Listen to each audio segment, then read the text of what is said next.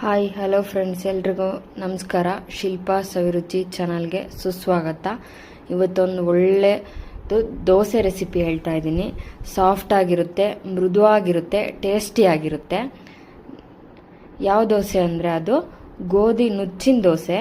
ಗೋಧಿ ನುಚ್ಚಲ್ಲಿ ಉಪ್ಪಿಟ್ಟು ಮಾಡ್ತಾರೆ, ಗೋಧಿ ಹುಗ್ಗಿ ಮಾಡ್ತಾರೆ, ತುಂಬ ರುಚಿಯಾಗಿರುತ್ತೆ. ನಿಮಗೆ ಗೊತ್ತಿರೋದೇ ಇಲ್ಲನೋ. ಮತ್ತು ಇದರಲ್ಲಿ ಗೋಧಿ ನುಚ್ಚಿನ ದೋಸೆನೂ ಮಾಡ್ಬೋದು. ಹೇಗೆ ಮಾಡೋದಂತ ನೋಡೋಣ ಬನ್ನಿ. ತುಂಬ ರುಚಿಯಾಗಿರುತ್ತೆ, ತುಂಬ ಟೇಸ್ಟಿಯಾಗಿರುತ್ತೆ.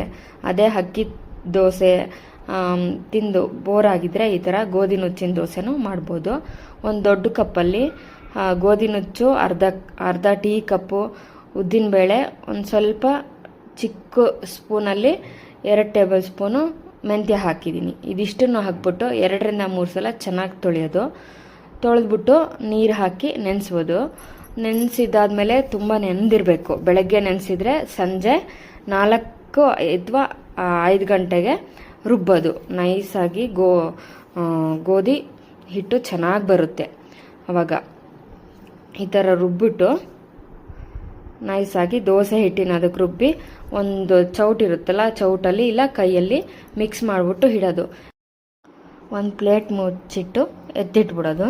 ಬೆಳಗ್ಗೆ ಎದ್ದು ನೋಡಿದ್ರೆ ನೋಡಿ ಈ ಥರ ಚೆನ್ನಾಗಿ ಬೆಳೆದಿರುತ್ತೆ ಹಿಟ್ಟು. ಇಡ್ಲಿ ಹಿಟ್ಟು ಬೆಳೆಯುತ್ತಲ್ಲ, ದೋಸೆ ಹಿಟ್ಟು ಆ ಥರ ಚೆನ್ನಾಗಿ ಬೆಳೆದಿರುತ್ತೆ.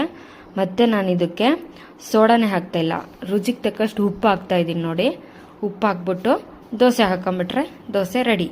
ನೋಡಿರಿ, ಈ ಥರ ಒಂದು ಸಲ ಉಪ್ಪು ಹಾಕಿದ್ಮೇಲೆ ಚೆನ್ನಾಗಿ ಮಿಕ್ಸ್ ಕೊಡಬೇಕು.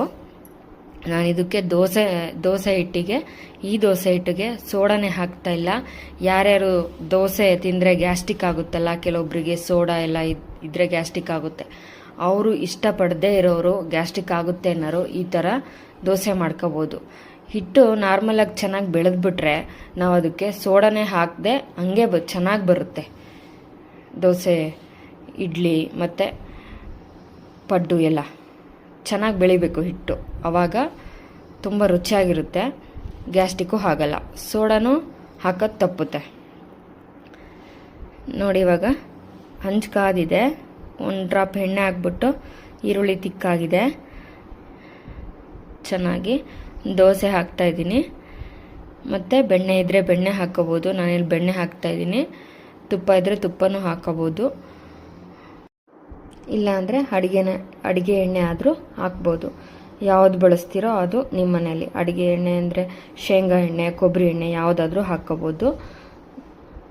ಬೆಣ್ಣೆ ಹಾಕ್ಬಿಟ್ಟು ಒಂದು ಸಲ ಎಲ್ಲ ಸವರಬೇಕು.